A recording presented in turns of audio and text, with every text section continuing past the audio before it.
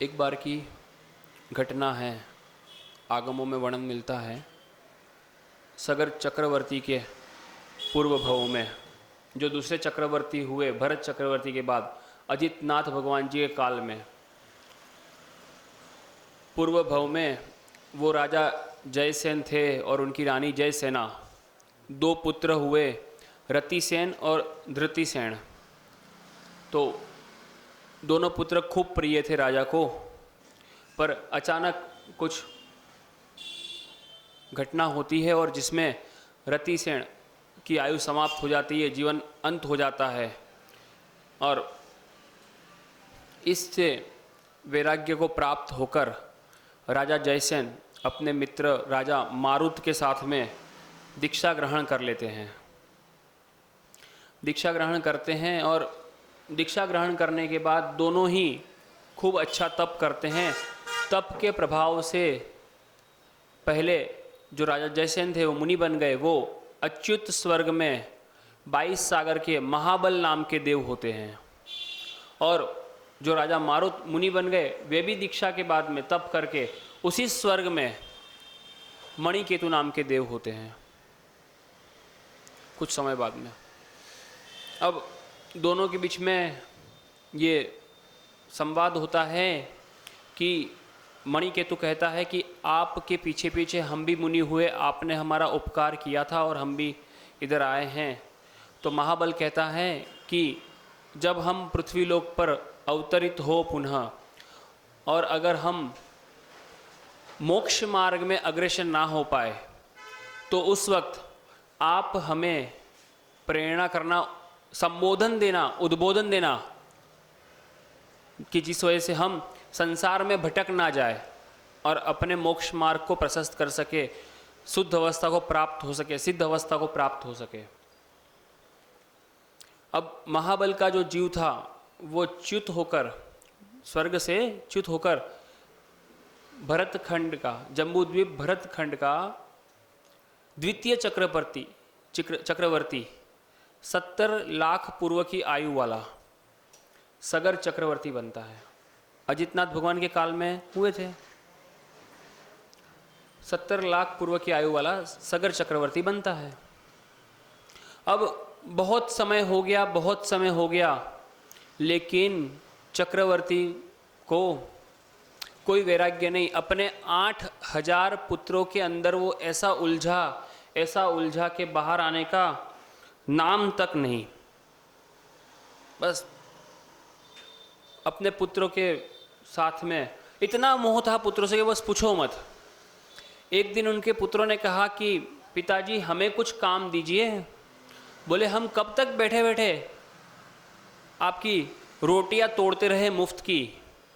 तो पिताजी ने कहा ये मुफ्त की रोटी थोड़ी है, मैं चक्रवर्ती हूँ, तुम मेरे पुत्र हो, अभी तो तुम्हारा यौवन काल है, इसको बिताओ अच्छे से। तो पुत्र लोग पिता की आज्ञा मान के, चलो ठीक है पिताजी ने कहा है तो ऐसे ही रह लो, आज्ञा मान के रहने लगते हैं। अब इतने में ही उस समय चतुर्मुख मुनियों को केवल ज्ञान की प्राप्ति होती है। केवल ज्ञान की प्राप्ति होती है तो ये मणिकेतु देव भी ऊपर से आता है स्वर्ग से भगवान की केवल ज्ञान की पूजा करने के लिए, और वहाँ पर सगर चक्रवर्ती को देखता है और उसे अपना वचन याद आ जाता है। वो देखता है सगर चक्रवर्ती के कोई भाव तो है ही नहीं दीक्षा लेने के। बोले ऐसे ही बोले घूम रहा है। बोले तब तो कह रहा था कि जो भी नीचे जाएगा तो क्या बोलते हैं फिर तप करेंगे और ऊपर जाएंगे, और मुझे उद्बोधन देने का कहा था, अब मैं इसको उद्बोधन देता हूँ। तो चतुर्मुख केवली के समोसरण से निकलने के बाद में, या समोसरण में ही जो मणिकेतु देव था वो राजा सगर से कहता है कि हे राजन, तुम्हें कुछ याद है कि नहीं, हमने स्वर्ग में क्या कहा था। स्वर्ग में कहा था कि मनुष्य पर्याय प्राप्त करने के बाद में हम लोग महातप करेंगे और मुक्ति की प्राप्ति करेंगे। और उस वक्त आपने वचन लिया था कि अगर मैं इस चीज़ से कहीं भटक जाऊँ, संसार में घूमने लगूँ, तो आप मुझे संबोधन करना, संबोधित करने के लिए आना। आपको स्वर्ग की वो बातें तो याद है ना। तो सगर चक्रवर्ती कहता है हाँ वो मुझे याद तो आपके कहने से अब आ रहा है, लेकिन अभी थोड़ा समय है। मतलब अभी थोड़ा समय है, अभी मुझे चक्रवर्ती पना मिला है, मेरे 8000 पुत्र है, अभी मुझे थोड़ा सा उनके साथ रहने दो। तो मणिकेतु का वो प्रयास निष्फल हो गया। मणिकेतु उसके स्वर्ग लौट गया और सगर चक्रवर्ती उसकी नगरी में लौट आया। अब मणिकेतु को कुछ दिन बाद वापस से हड़क होती है कि बोले कैसे करके बोले इनको मोक्ष मार्ग में लगाऊं, कैसे करके मोक्ष मार्ग में लगाऊं। तो मणिकेतु जो था देव अब की बार एक युवा मुनि का रूप लेके आता है, एक युवा मुनि का रूप लेकर आता है और सगर चक्रवर्ती उस युवा मुनि को देखता है और विचार करता है कि बोले इतने सुंदर, इतने रूपवान, ये तो कोई राजकुमार थे और इन्होंने इतनी छोटी उम्र में दीक्षा क्यों ले ली। तो वो मुनि से पूछता है कि हे मुनिराज, बोले ये उम्र तो आपकी भोग भोगने की थी, आपने इस उम्र में दीक्षा क्यों ले ली। तो मुनिराज उसे संसार की अनित्यता, असुचिता आदि के बारे में बताते हैं कि बोले ये संसार में क्या है, एकत्व भावना के बारे में बताते हैं। तो भी राजा सगर चक्रवर्ती के दिमाग पर उसका कोई प्रभाव नहीं पड़ता और वो बस दर्शन कर कर अपना वापस लौट गए। अब मणिकेतु सोचता है कि बोले इसका भी कोई प्रभाव नहीं हुआ, तो वो वापस जाते। इसका प्रभाव नहीं होने का कारण था उनके वो 8000 पुत्र जिसके अंदर उनका मोह अटका हुआ था। अब होना तो वही है पर निमित्त की आवश्यकता तो पड़ती है ना। तो वो 8000 पुत्र फिर से एक बार राजा सगर के पास आते हैं और कहते हैं कि पिताजी आप हमें अब की बार कुछ काम दे रहे हैं या हम अपना अन्न पान बंद करें, आप कुछ काम दीजिए, हम तो निकम्मे पड़े हैं, आपने सारी प्रजा को कुछ ना कुछ काम दिया है, वो कमा कर खा रही है और हम ऐसे ही बैठे हैं, क्या फ़ायदा। तो फिर कहता है बोले तुम तो मेरे पुत्र हो, तुम्हें काम करने की आवश्यकता। बोले नहीं, पुत्र है लेकिन प्रजा भी तो है, और अगर हम निकम्मे बैठे रहेंगे, नालायकों की तरह बैठे रहेंगे तो प्रजा पे क्या असर पड़ेगा। तो राजा सगर चक्रवर्ती कहते हैं चलो ठीक है, तुम्हें काम ही चाहिए। तो बोले जो कैलाश पर्वत के ऊपर भरत चक्रवर्ती ने जो आदिनाथ भगवान के समय में जिनालयों का निर्माण करवाया था, उन जिनालयों को अब थोड़ी सी सुरक्षा की आवश्यकता है।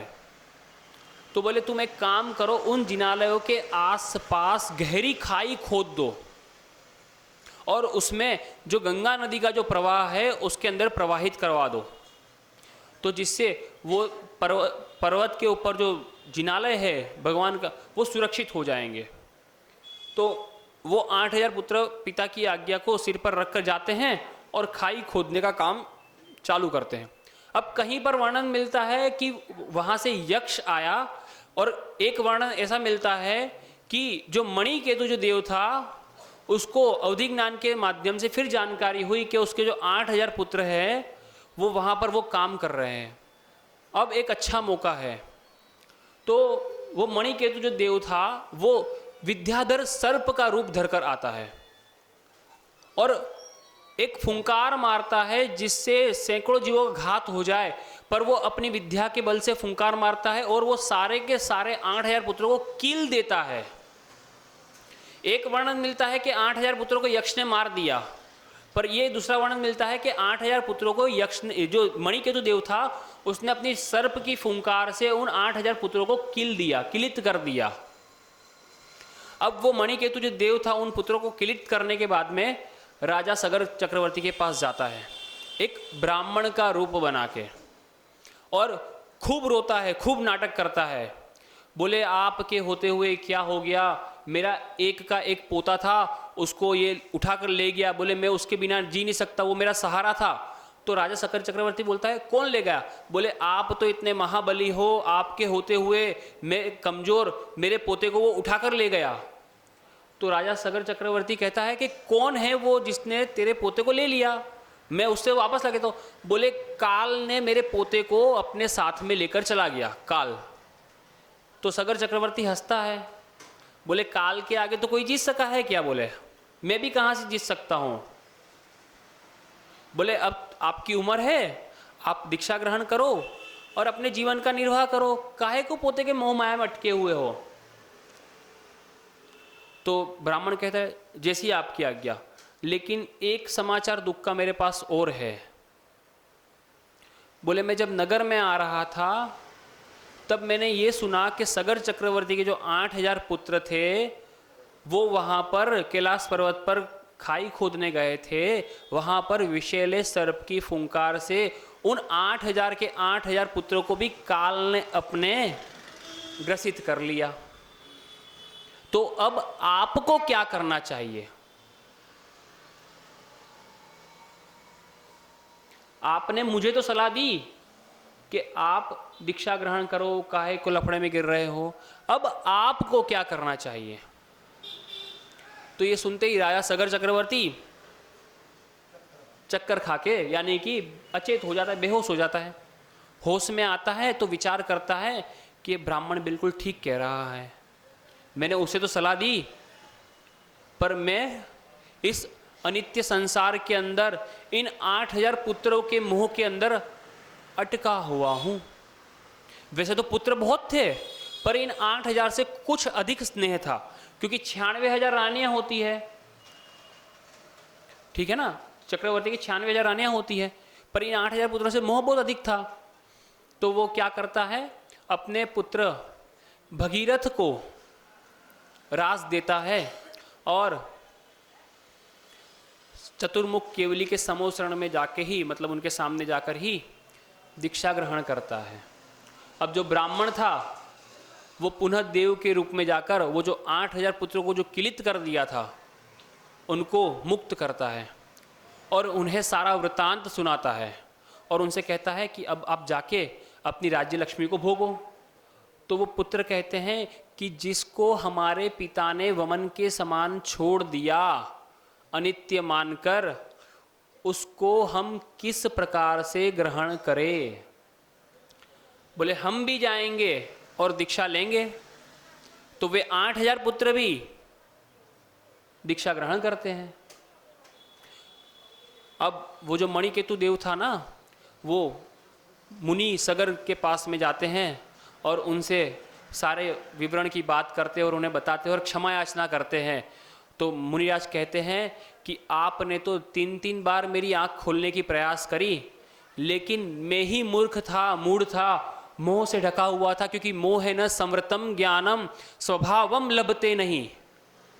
मोह से ढका हुआ ज्ञान था, वो मुझे स्वभाव की प्राप्ति नहीं करने दे रहा था। आपने तो 3-3 बार प्रयास किया कि मैं अपने उस स्वभाव को छोड़ दूं, पर अब मुझे आपसे कोई शिकायत नहीं, आपने तो बल्कि मेरा उपकार किया है। और सगर चक्रवर्ती इतनी साधना करते हैं, मुनि सगर इतनी साधना करते हैं कि उसी भाव से मोक्ष जाते हैं। और जो उनके 8000 पुत्र थे जिन्होंने दीक्षा ली थी, वे सब 8000 मुनिराज भी उतनी साधना करते और उसी भाव से मोक्ष जाते।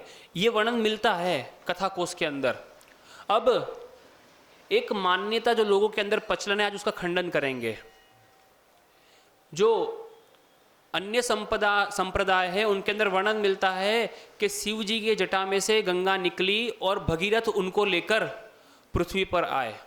जब इन 8000 भाइयों को मोक्ष की प्राप्ति हुई तो भगीरथ राजा को भी वैराग्य उत्पन्न हुआ और उन्होंने अपने पुत्र वरदत्त को शासन देकर दीक्षा ग्रहण की और जो गंगा का जो तट था ना, जो किनारा था गंगा का किनारा, वहां पर उत्तम से उत्तम साधना की। इतनी साधना की कि देवों का आसन तक कंपायमान हो गया। उनकी साधना से प्रभावित होकर देवों ने आकर उनके पाद का प्रक्षालन क्षीर सागर के जल से किया और उस जल को गंगा के अंदर बहा दिया। और मान्यता क्या चल रही है कि शंकर की जटा में से गंगा निकली और उसको भगीरथ पृथ्वी पर लेकर आए। पर वो भगीरथ लेकर नहीं आए, हमारे जो भगीरथ मुनिराज थे जो उसी भाव से मोक्ष गए साधना करके, उन्होंने गंगा के तट पर ही साधना करी और उनके चरणों का प्रक्षालन होने के बाद में जब वो जल देवों ने गंगा के अंदर बहाया, तब से वो गंगा पूज्य हो गई। क्यों? क्योंकि मुनिराज के पाद प्रक्षालन से जो जल था वो जल उसमें बहाया गया। गंधोदक जो था भगवान का, मुनिराज का, तो मान्यता, और गंगा नदी तो वैसे भी हमारे अनादि है, पद्म जो तालाब है उसमें से निकलती है ना, गंगा सिंधु रोहित ऋता से हरि हरि कांता सीता सीतोदा नारी नर कांता सुवर्ण कुला रुप्य कुला रक्ता रक्तोदा, ये है ना 14 नदियां। पद्म महापद्म तिंगिश केसरी पुंडरिक महापुंडरिक, ये जो 6 तालाब है इसमें से निकलती है। तो गंगा नदी की जो कथा है वो सगर चक्रवर्ती अजितनाथ भगवान का काल उस वक्त से प्रसिद्ध है, और भगीरथ मुनि भी उसी भव से मोक्ष चले गए। अब आप कौन से भगीरथ को कनेक्ट कर रहे हो हमें नहीं पता। तो देवता भी आपका उपकार तभी करते हैं जब आपने उनके लिए पीछे कुछ किया हो। चर्चा वही चल रही थी देवास चतुर निकाय के अंतर्गत।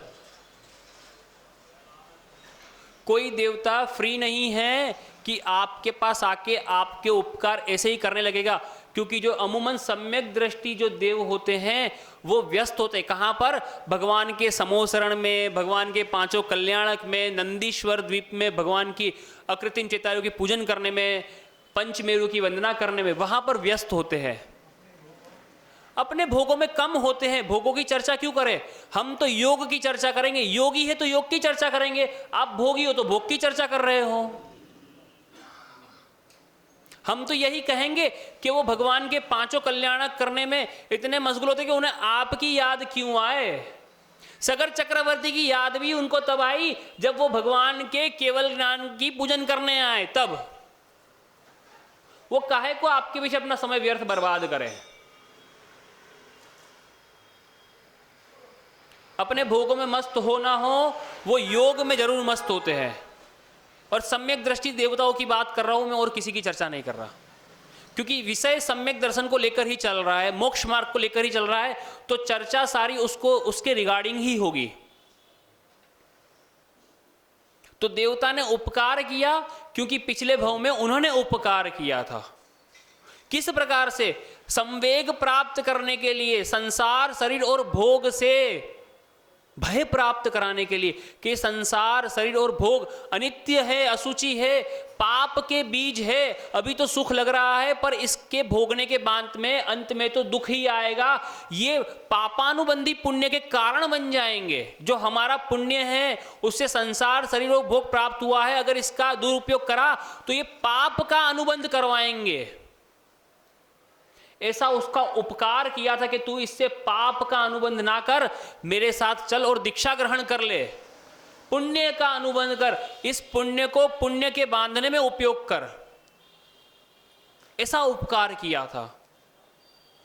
पर आज के समाज के अंदर या आज के क्षेत्र में, आज के काल में और आज के द्रव्य के अंदर ये देखने मिल रहा है कि लोग अपने पुण्य का अगर पुण्य में उपयोग करते हैं तो दूसरे लोग ये कहते हैं तू पागल है, पाप में क्यों उपयोग नहीं कर रहा, पाप में कर उपयोग। भोग भोग भोग की चर्चा पहले याद आती है हमें, योग से पहले। देवता है तो भोग ही भोगेंगे नहीं। लोकांतिक देव को देखो आप, सर्वार्थ सिद्धि के देवों को देखो आप, भोग मानसिक भोग तो भोग रहे, लेकिन 33 सागरों तक अभीक्षण ज्ञानोपयोग के द्वारा श्रुत ज्ञान का अध्ययन करते रहते हैं। आप लोगों की दृष्टि में भोग है, इसके लिए आपको भोग बड़ा दिख रहा है। आपकी दृष्टि योगों की तरफ आज तक नहीं गई तो आपको योग छोटा सा दिख रहा है। ठीक है ना? तो सभी लोग अपनी दृष्टि को इधर से डाइवर्ट करके, भोगों पे से डाइवर्ट करके योगों पे लाने का प्रयास करें और अपने जीवन को उत्कृष्ट बनाए। और बिना उपकार किए प्रति उपकार कभी नहीं होते, ये निश्चितता से समझिए। ठीक है ना?